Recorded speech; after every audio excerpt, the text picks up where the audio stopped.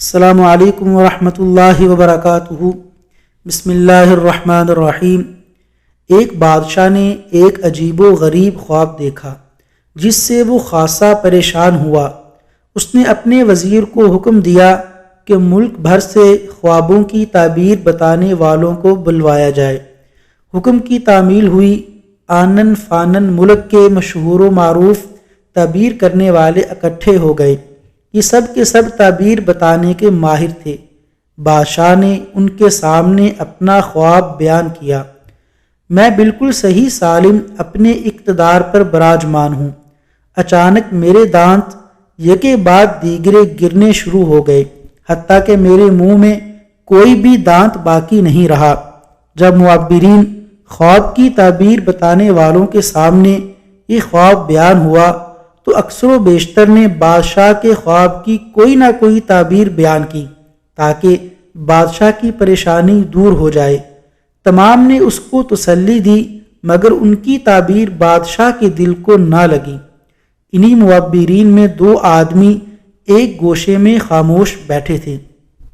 بادشاہ دیکھ رہا تھا کہ انہوں نے گفتگو میں حصہ نہیں لیا۔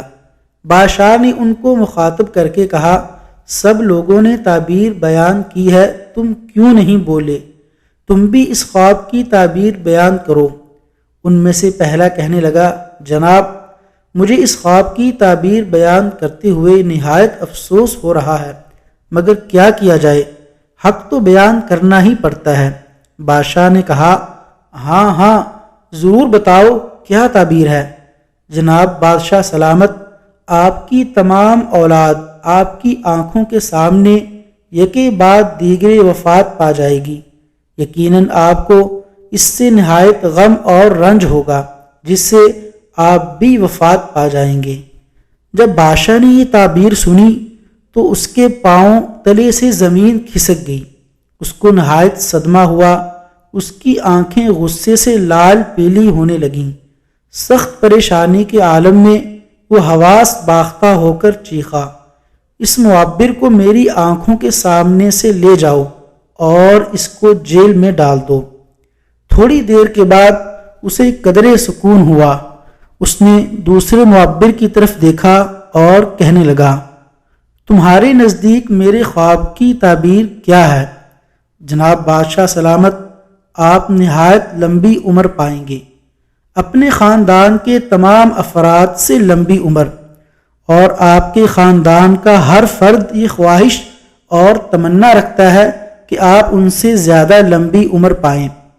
اس تعبیر کا بھی مفہوم وہی ہے جو پہلے معبر نے بتائی تھی، یعنی خاندان کے سارے افراد سے زیادہ عمر بادشاہ کو نصیب ہوگی اور بقیہ سارے لوگ اس کی آنکھوں کے سامنے مر جائیں گے۔ بادشاہ نے سنا تو اس کی تمام پریشانیاں دور ہو گئیں۔ چنانچہ اس نے وزیر کو حکم دیا کہ اس کو شاہی جوڑے اور انعام و اکرام سے نوازا جائے۔ اگر ہم تھوڑی دیر کے لیے غور کریں تو دونوں معبرین کے کلام میں کوئی فرق نہیں، مگر آدمی کی ذہانت اور دانائی اس کو بہت سارے مسائل سے نجات دلاتی ہے۔ وصلی اللہ علی نبینا محمد وعلی آلہ واصحابہ اجمعین۔